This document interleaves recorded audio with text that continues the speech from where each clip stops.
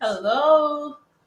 Please let me know if you're in. Say hello, say hi. I want to get some of your attention today. So, hello, hi, how are you doing? Say hello, say hi. And as you're joining, I want to ask a question. Can you give an example of attention seeking behavior?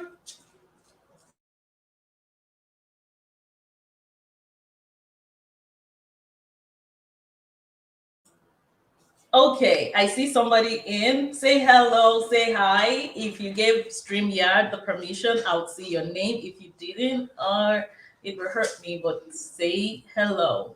How are you doing? I need some attention today. Like I'm craving attention. We're talking about attention seeking behaviors as it has to do with adolescents.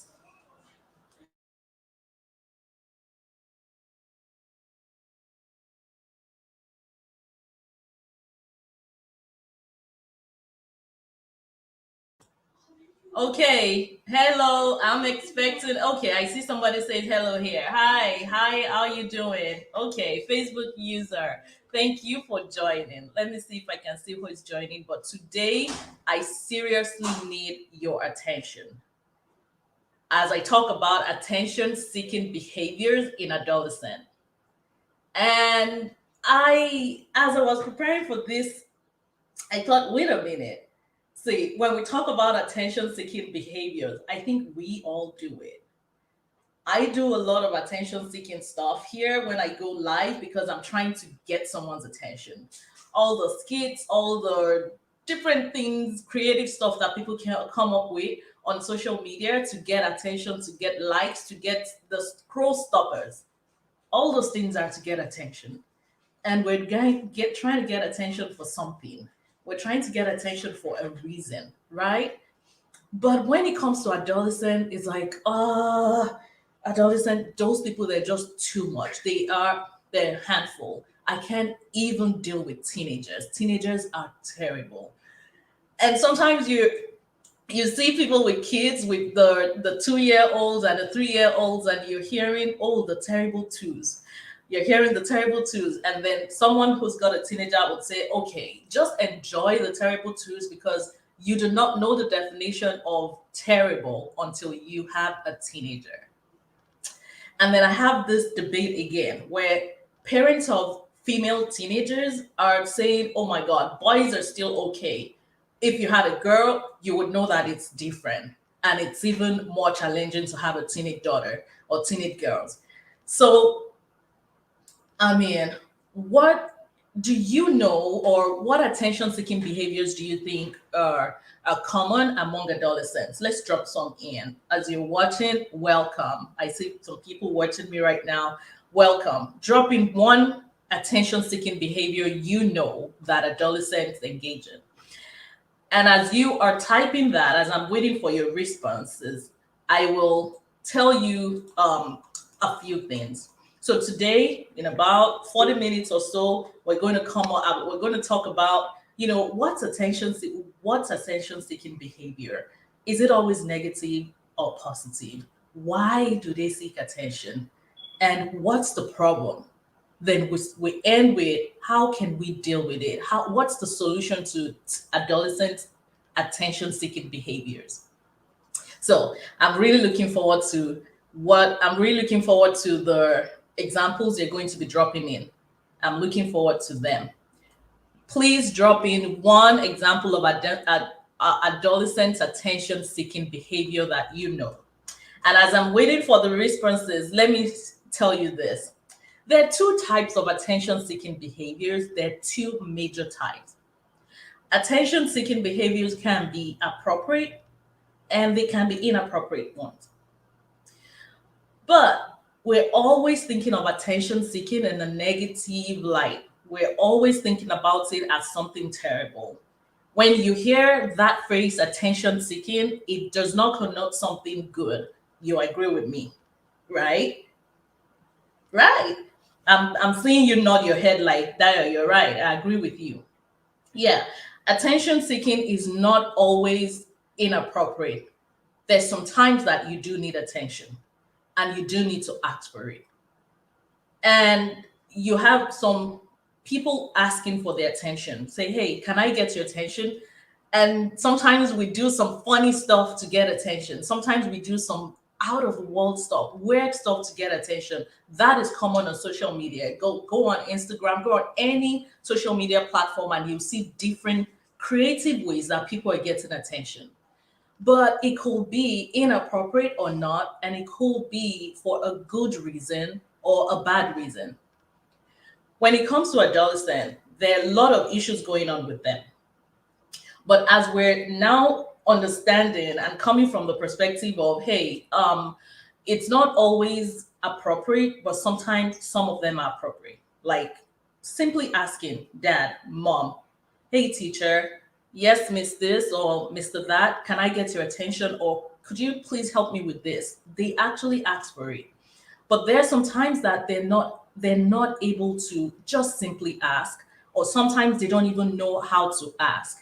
And we a lot of the negative ones, we talk about them when we're talking about teenagers and when we're talking about children with um, some children with developmental issues, or children with a form of disability, or children that have some medical issues. So we talk about attention seeking when we talk about those kids, but it's not always so. But I'm still waiting for your comments and different types of attention seeking behavior. But now, uh, there's some myths about attention seeking behaviors. First, thinking about it in a negative light, that is false. It's not always negative when we talk about attention seeking behaviors. The second one is that we're always thinking of attention seeking behavior that it's for a wrong reason. They're seeking attention for a wrong reason. They're doing this because it is just simply wrong. They don't what could you want to tell me? What message could you possibly want to pass across that will make you act like a fool? What message could you possibly want to tell someone that will make you destroy someone else's property? Whatever it is, it's wrong. Whatever it is you're looking for, it's wrong. So that's just so attention seeking. Stop it. It's not always for the wrong reason. That's one. Sometimes there's a positive, there's a reason, and that's the only way they can get it. Sometimes another thing is that when we talk about attention seeking, we're most times looking outward. Adults are thinking about children, they can be attention seeking. Adults and parents are thinking that teenagers can be they can be attention seeking. But sometimes parents don't look at themselves and say, hey, sometimes I could be very attention seeking. Sometimes like I really just want the world to revolve around me, not really about the children. We oftentimes don't think about ourselves as being attention seeking. I know that these behaviors have extremes, and it depends on where you fall into on the scale. But I want you to know that sometimes, most times, attention seekers themselves are talking about other people seeking attention, and adults fall into that category sometimes. Another myth is this: only bad behaviors are for attention seeking. When people are seeking attention, they only do that in a bad way. They're destroying property, they're running away, they are being unruly, they're skipping classes, they are talking back. You think of attention seeking behaviors are only, the negative, wrong, those bad behaviors. But let me tell you, that is not true. Because sometimes you have good kids, you have really good kids seeking attention in a way that is not necessarily the bad way, that is not necessarily that bad behavior that you're seeing. Examples are, good kids, like I said. Another example are kids, siblings of kids with disabilities. A lot of times, because the parent's attention is usually on the child that needs help, on the child that is dependent on them, on the child that is disabled in a way, those who the children or the siblings do not get as much attention. So they also have their own way of seeking attention. And I'll talk more about that as we go on. I'm looking here for I'm looking for responses, examples of attention seeking behaviors that you know. Well, I can't say any now, and I'll tell you the ones that are common, the one that comes to me as a professional, the ones that I hear about, see about, read about, treat almost every weekday. And those are, with teenagers, we have self injurious behaviors. Cutting. Cutting is one of the common ones. Either superficial cuts, deep cuts, defacing their body, just wanting to inflict pain on themselves, hitting themselves. We have the injurious behavior happening all the time. And sometimes they do these things when somebody can see them to get their attention. In the hospital setting, a lot of times you see people banging, somebody's coming to the nursing station and you start banging your head against the wall at the nursing station when the nurses can see you, just because you want your PRN medication and it's not yet time. So you start banging your head so that you know, hey, I'm going to hurt myself. I'll make you do incident report. I'll give you a lot of trouble. So they do it where people can see them to get that attention. Well, that's one. A lot of teenagers are self-hurting. They're engaging in a lot of self injurious behaviors, and parents are not aware of it. And that's why, the wearing of long sleeves as a thing among teenagers is something that should, it shouldn't be stigmatized, because you can just choose to want to wear long stuff. But it's good to check in. If it's like a new behavior that they're doing, you just want to kind of check in. Another place that they cut is their stomach, because they know they will always wear something. It will cover that part. Another part is their thighs. They do a lot of self-injurious behavior like cutting. Uh, to seek attention. Another thing is expressing suicidal intention. I'm going to kill myself. I'll go and jump on the road. I'm going to jump into a moving car. I'm going to go jump on the bridge. They say all those things. They attempt to do it. They hold a knife like they're going to hurt themselves. Sometimes they tell you, hey, I'm having suicidal ideation. I'm about to kill myself. The voices are telling me to kill myself. They're trying to get that attention. And then you think, hey, you do it this time. It's never done when somebody's not there. Only when your parents come that you want to do that. That sometimes it's one of those ones. Being unruly is one. Consuming alcohol is one, or illicit drugs. That's another example. As at 2008, they had a survey on alcohol consumption among females, age 12 and above. They found out that about 42% of them said that they've consumed alcohol or taken an illicit drug within the past sometime in their life. And 12.2% of them said, oh, I consumed some alcohol or some illicit drug within the last year. And about 6.8% of them said, I did within the last month. Girls. I intentionally pick on the females because it's almost like, oh, males do that. But we also have females doing it. So they're consuming alcohol, they are becoming unruly, they're showing extreme anger. Any little thing they flip, any little thing they gets out of hand, they start shouting and screaming.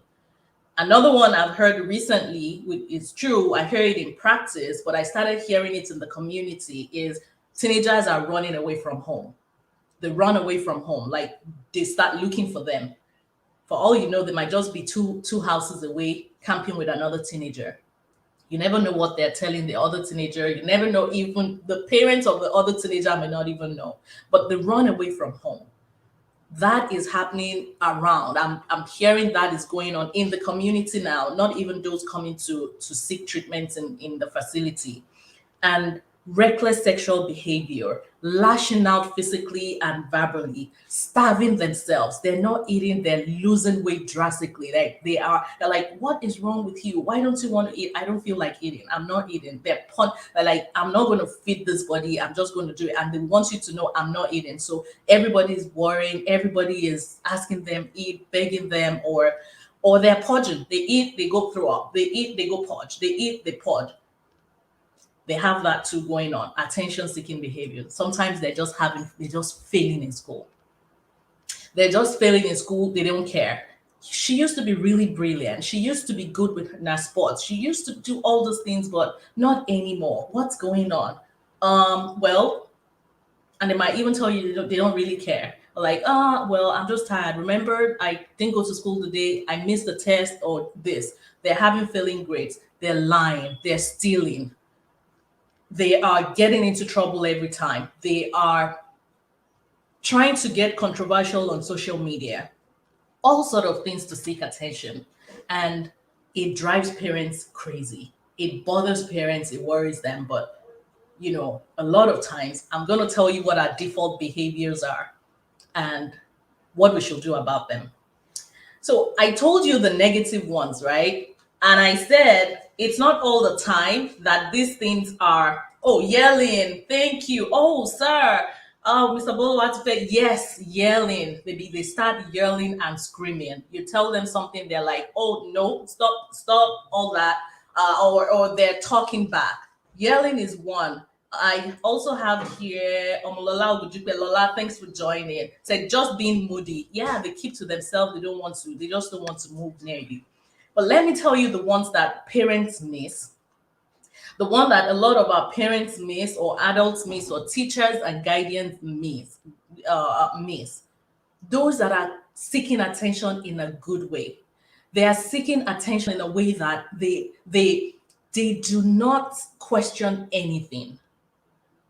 They don't question anything. They say, yes, ma'am, yes, sir. They do everything that you want. They are doing everything it takes to have the best grade. They push themselves beyond limits just to pass, just to impress you. Or sometimes they're complaining all the time about one medical issue or the other. My head today, my stomach tomorrow, my leg tomorrow. There's always something wrong. But they are not giving you any trouble. So now you have your work to do, but you can't do your work because you need to take your child to an appointment. So you're forced to be together. There's just something always wrong. And when you get to the doctor, they really can't find what the problem is. It's like somatizing. They're just something is wrong all the time. Another way is they're quiet. They are not talking. Like Omolola said, they just keep to themselves. They're not saying anything. Or they blend everywhere they go. Whatever happens is fine. They question nothing. Everywhere they get to, they're like, yeah, I'm fine. Oh, what do you have to do? Yeah, we do it. They blend every time. Like you can't find them in a place being themselves. You find them everywhere trying to impress everyone and trying to be the best child here, trying to be the trophy child. So sometimes you're almost like you don't even know them. But those kids, what parents and adults say is that, oh, with Dio, there's never a problem with her. Don't worry. We don't have to worry about Dio. Just leave it alone. Or they're doing things so that they get all their awards. If they need to call anyone in, they are the ones that everybody would want around. So they do all these things, but parents just see it as, oh, never worry about this once they're good. But that's the only way they're calling for attention, because that's like the only reason, that's the only time that they are reckoned with. That's the only time they even talk about them. That's the only time it's not about their sibling. That's the only time it's not about daddy's work or daddy's job or mommy's business. So they do all these things, and they are the subtle attention-seeking behaviors that parents miss. But talking about the ones that we know, the negative ones that we're always talking about, what are the names we call attention seekers? Can we share? Do you know a name? What do you call them? What are the names we typically call them? We do. Let me see if we have anything here. What do we call attention seekers? Fake, dramatic, too much, extra, annoying, disgusting, better to be away.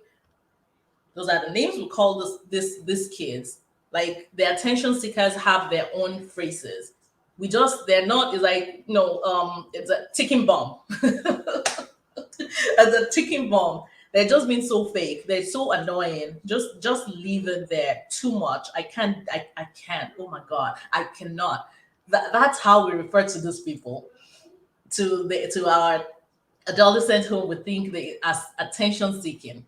But what do we do when we have our adolescents, our teenagers now being unruly, when we have our teenagers now acting weird, when we have our teenagers now behaving in the way that we call attention seeking, when they start behaving in that extra way, what do we do? There are about four things we typically do. The default responses: one, shut them down. You meet them with a stronger force. You come with me with any silly behavior, I'm going to tell you that I'm your dad. You come over with any force, I will tell you that this is the school authority. You cannot bring that here. If you do this again, you're going to jail. Or if you do that again, I'm going to have somebody arrest you. We meet them with the force and shut it down. Like you shut it down. You If you try that again, you are gone. We do that. Am I wrong or right? If you agree with me on that, please say yes. Someone said too much drama. Grandstander. Okay, yes, grandstander. That's the name. Grandstander. Yeah, I haven't heard that before. Yeah. So what do we typically do when they come up with that? There are about four of them. That you meet them with force and you shut them down.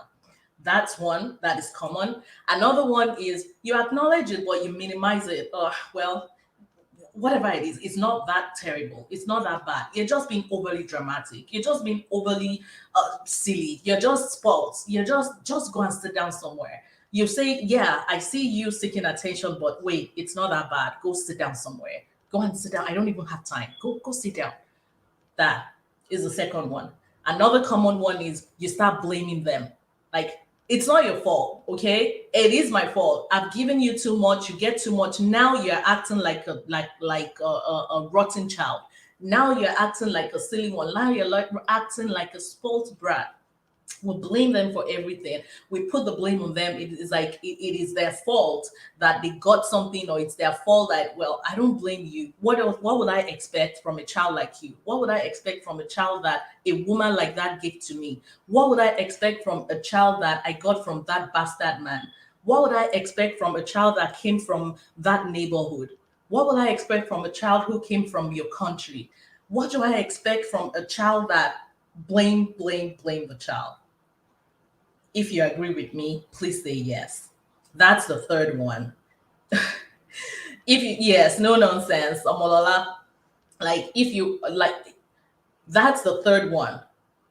The fourth one that we do, this happens sometimes, can happen in any setting, at home, in the hospital, in clinics and stuff. It's ignore them. Like when you give them too much attention, they take it for granted and they start feeding off that attention. So you withdraw their attention and you ignore them. So you either meet them with force to shut them down, you either trivialize what is going on and just minimize it, you blame them, or you just completely ignore what they're saying. You completely ignore their behavior. Like you do not care. When you're ready, you will come back to your senses. These are the typical things that we these are the typical things that we do.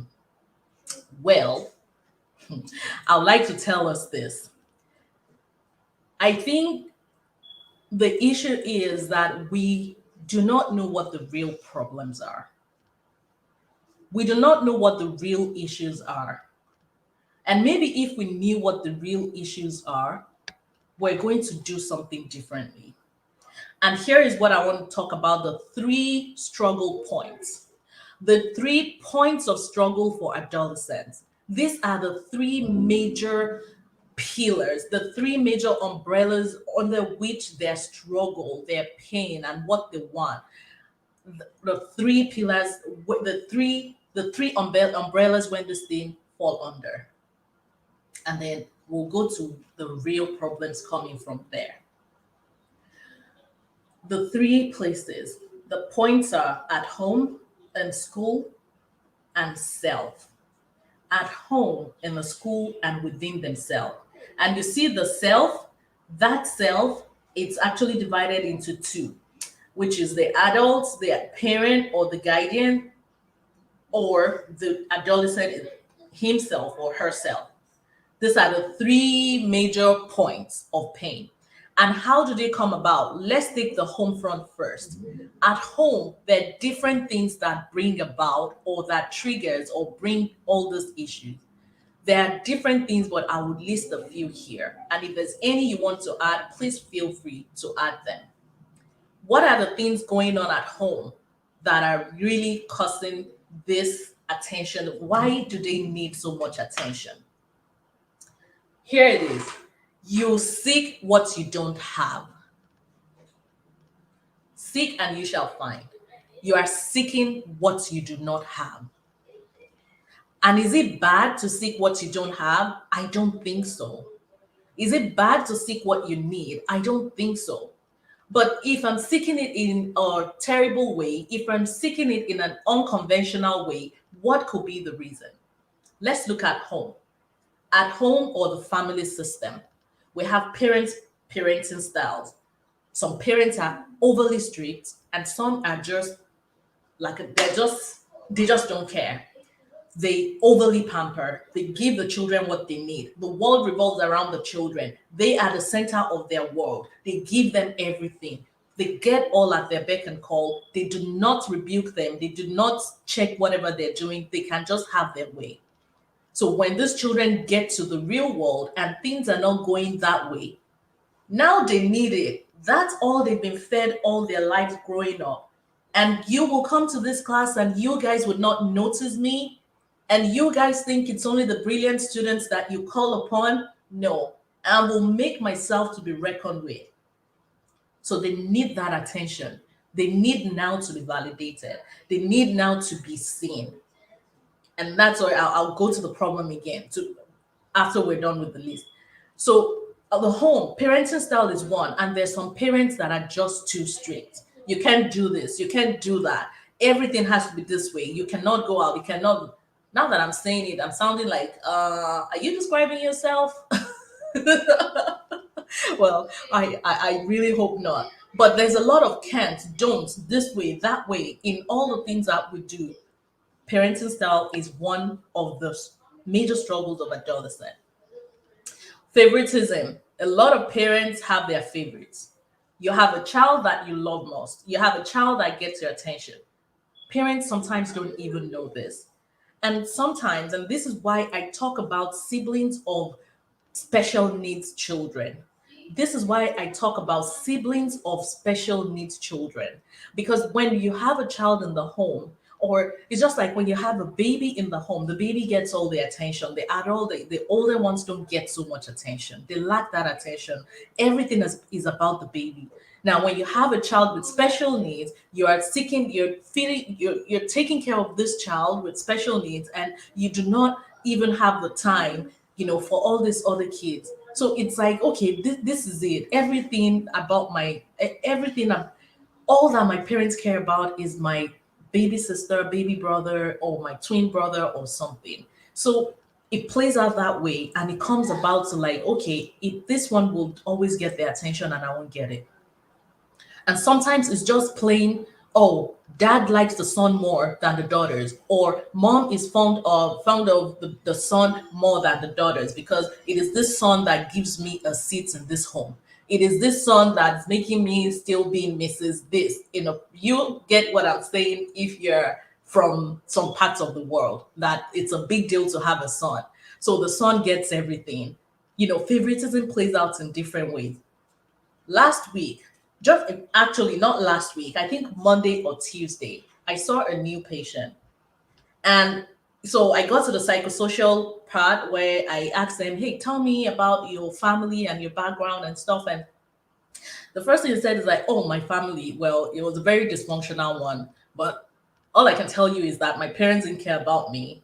Everything was all about my sibling. Everything was all about my baby brother. So I was like the second class. She was laughing, she was smiling, but oh, She said it like that. She's an adult now, but when she was going to tell me about her childhood, that was the first thing that came to her mind. And I wondered how she handled it. I wondered if she needed to do some stuff outside the home front to get that attention she was lacking at home. So favoritism is one. Absenteeism, I would say that we talk about this a lot in the workplace, but how about at home when parents are not around? Parents travel all the time. They are doing business all the time. And even now in the virtual world, a lot of us are glued to our systems. We're glued to the computer, having Zoom meetings back to back, having stuff to do that is work related. Or sometimes we're even physically away almost all the time and we prioritize work and we don't make time out for the children. So you're absent all the time and they need attention. When every time that other kids have their parents attending what they're doing, they're wondering how I wish my dad or my mom would just be here. So when they start having bad grades, would you have to come and do the parent teachers conference? Yes, you will make time out because you're going to get a letter, you're going to get something. So you're at home. So now it's like, oh, we need to do something about it. What do we need to do? And then they get that attention. Another one is presenteeism. You are present all the time. You never give your child a breathing space. You go everywhere. You never let them breathe. Everywhere you go together because maybe there's something going on with you that you just need to be with them. Presenteeism is one. Let me go ahead. Molestation. Some people don't even know their kids are being molested in their homes, especially in a place where it's not the nuclear family. And even sometimes in nuclear family, there's some dysfunction going on. Molestation is going on in the homes. A lot of parents do not know because they trust all the adults that they leave their kids with, and the kids can talk about it. Something is going on. So when they're behaving that way, you only see in the behavior, we're missing something. Then the lack of choice. Sometimes you give them everything you prefer. You impose all your stuff on them. They don't have a choice. They have to do things your way. You give them everything. Another one, lack of validation. You never validate your child. You never say you see them. You never talk about anything good. But when something goes wrong, there you are with your magnifying glasses, telling them how big this one point they miss is. And you did not remember how they've been doing well for the past years. So, no validation. You never tell your kids they look good. You never say something positive. It's like their efforts are not enough all the time. These are some of the things going on in the home front. Now, I'm just going to list the one for school. Let me see if I have anything here. Okay, so for school, we have bullying going on. We have teachers causing problems.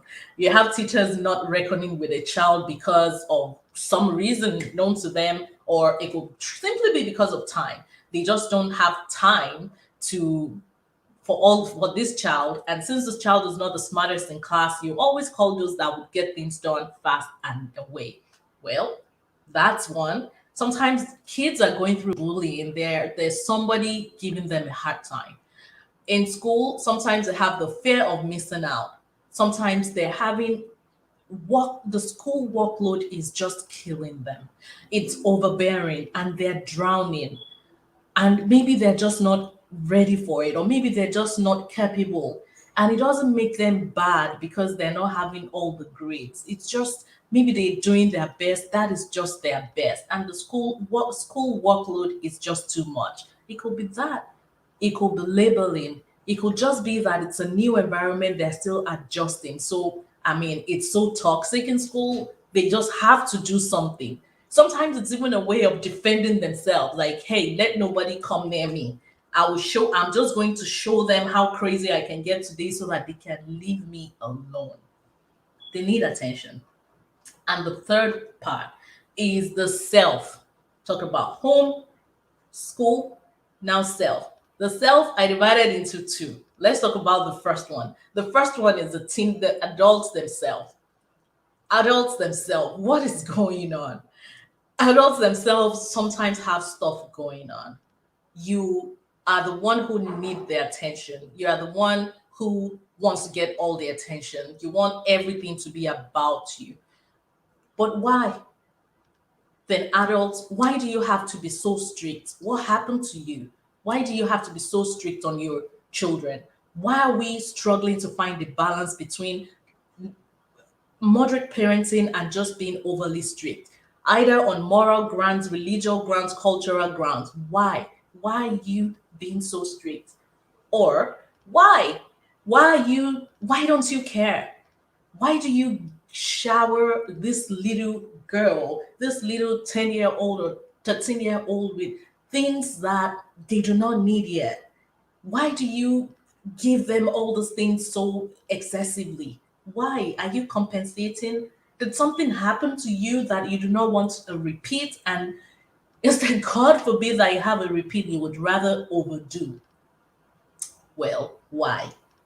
And sometimes, I told you, this dysfunctional home, sometimes some adults just have issues that they have to deal with. And they're taking this thing out on the children. And the way to break free is to just show this attention seeking. Maybe somebody will come and rescue them. Maybe. But now the adolescents themselves, and this is where I'll talk about the brain of an adolescent.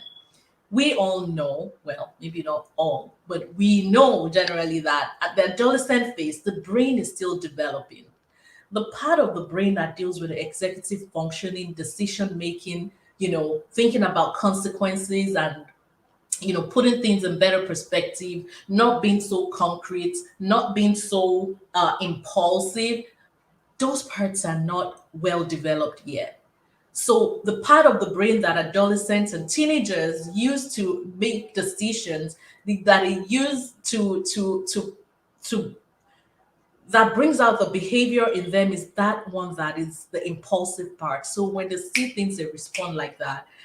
It is not yet their thought process is not yet mature and balanced. So that is one of the major reasons you see them taking all these risky behaviors or doing things that might be out of the place, or they overly need some validation or some other things going on because of that part of their brain. It's still developing. So hey, um maybe that's why it seems like they're really attention seeking.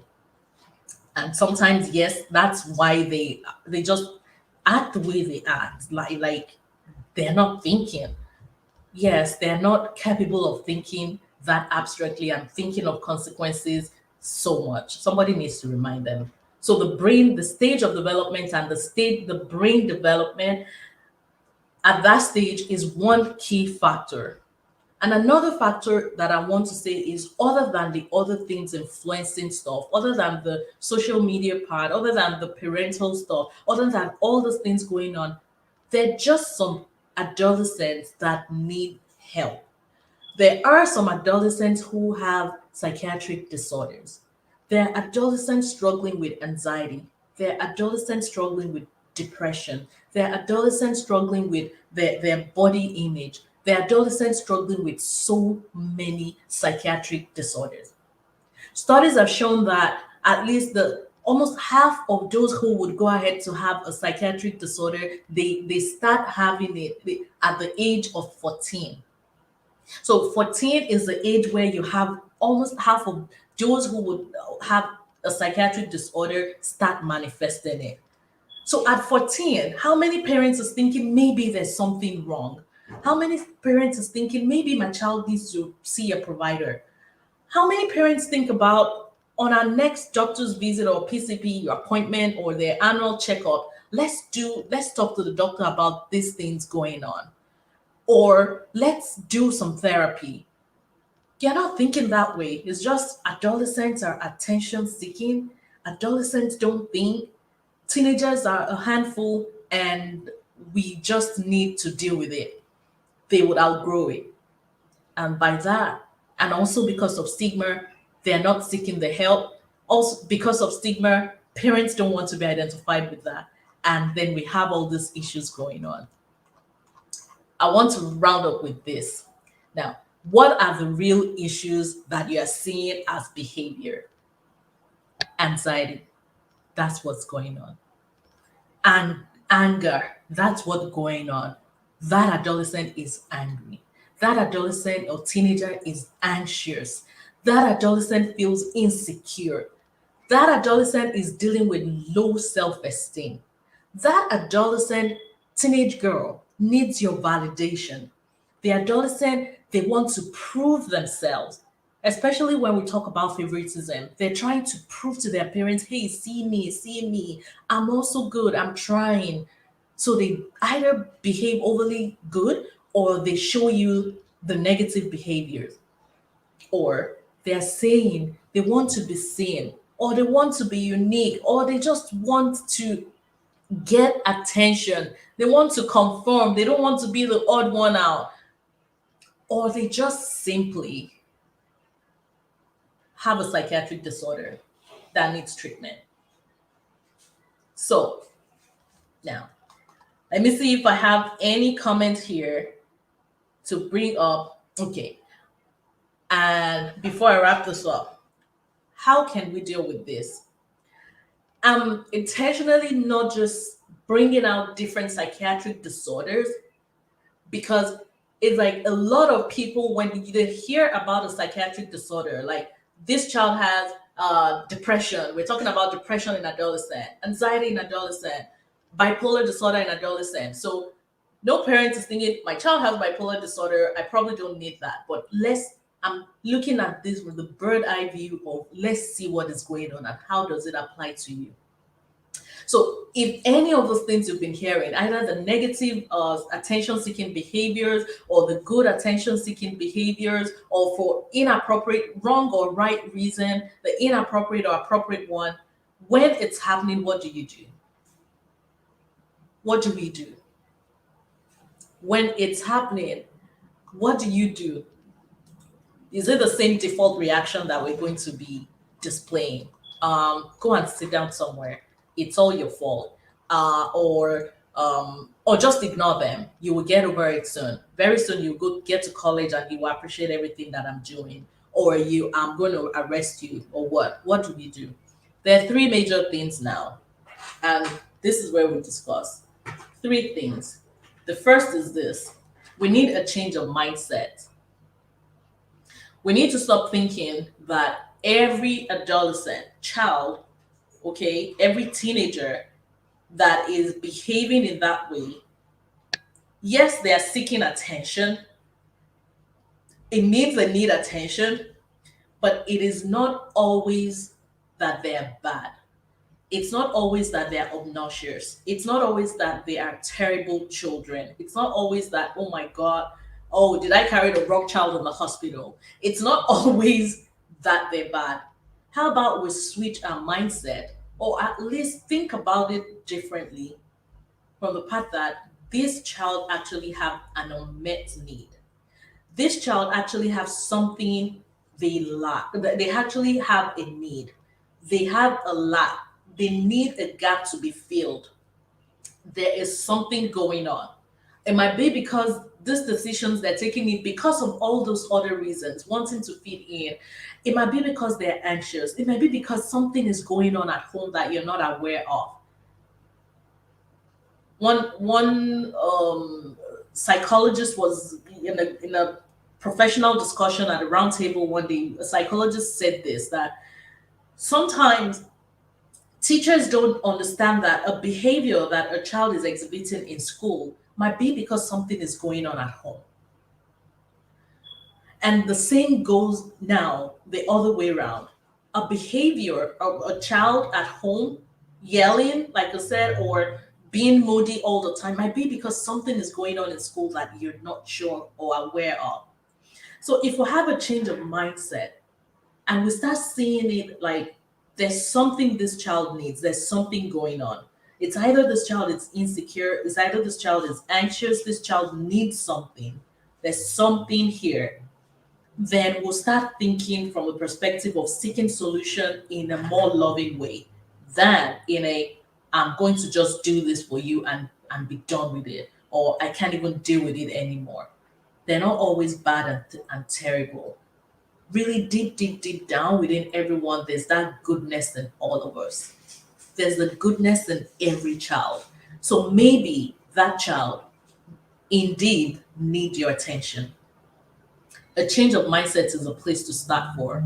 And this goes to all adolescent, I mean, all even adolescent when their peers are having attention seeking behavior. This message goes to adults, goes to parents, goes to guardians, goes to teachers. The second thing is this: pause and try and pay close attention. When you pause, pay close attention to what is going on. And when you're paying close attention, now, attention should not only be on the child. You might want to pay attention to, what am I doing here? What could any of this be my fault? Okay, I have this going on. I'm stressed. I bring my stress home. I don't talk to these children. I don't have time for them. I'm going through a divorce. We're being evacuated from the house. We're going through financial struggles. Things that we used to do, we can't do anymore. We just relocated. This child just started a new school. Okay, something happened. We just lost someone in the home. Pause and pay close attention to what might be going on around. And it doesn't have to be the child or the adolescent alone. Let it start from you. What's going on? Look at the environment. What could be wrong? And then look at the child. What could be the underlying need? And after doing that, you, in a loving way, start seeking whatever the most appropriate solution would be for that child.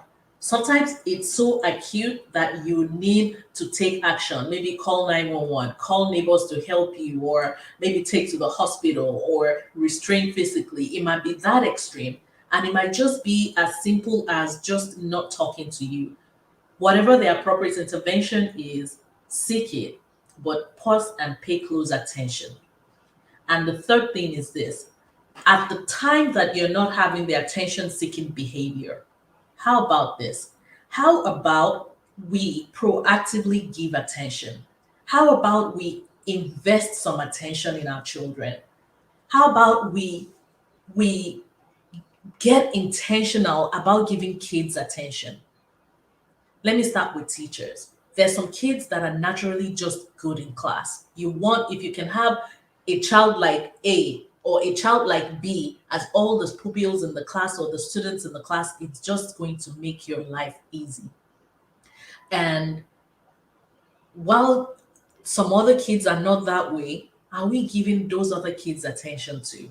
Are we asking them to talk? Are we seeking them out? Are we validating them? Are you calling them by name? Are you getting them involved? Are you exploring their strengths and engaging them in that way? Food for thought for teachers. Parents, let us give some validation. Let us give some attention. 10 minutes of attention for a child can make a world of difference.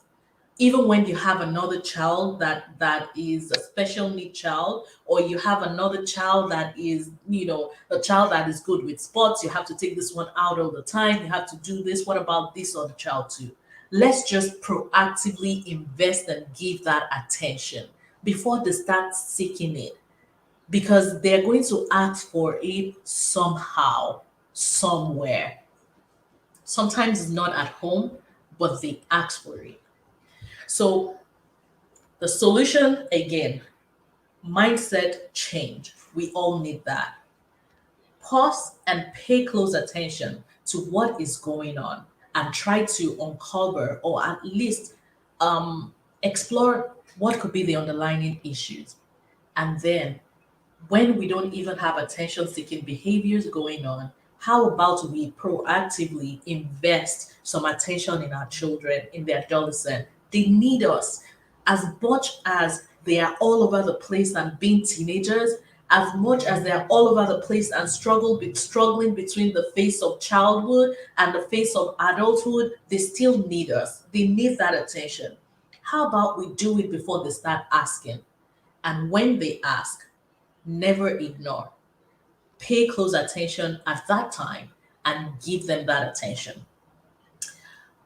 I hope I've said one thing helpful to you. One helpful thing to you. I hope I have. And if you know anyone that will benefit from this episode, please invite them to listen to this, share it with them, or you can really just tell them you need to listen to maybe 2 minutes to the end or something. I know we all need this. A lot of parents are struggling with teenagers. A lot of teachers are struggling with teenagers. We have so much going on. And with the pandemic, with everything, with it is just too much. But when we talk about attention seeking behaviors, I want us to think about it in a different way henceforth. It's not always negative, it might actually be positive. And when they ask for it, it means they need it. Ask or seek, and you will find. When they're seeking, please let's give them. So to everyone who joined, I want to say a big thank you. Omolola, thank you. Sir, Mr. Boluwatfe, thank you. Some other people, I can see you here saying, yeah, I, I made it. Oh, you made it. Who is this? Please send me, I'm going to see on Facebook. So I'm glad to everyone who came, to everyone who listened. If you learned one thing or the other, let's share this with someone. Let's use this. Not everybody may not watch this, but you might just share this something, a nugget from here with a family, a parent, an adult that is having some issues with a so-called attention-seeking adolescent. So, on that note, I say my mental health matters. What about you? And I'll see you next week. And next week, we're going to be talking about depression in adolescent. We'll focus on this depression in adolescent. You don't want to miss it. Bye.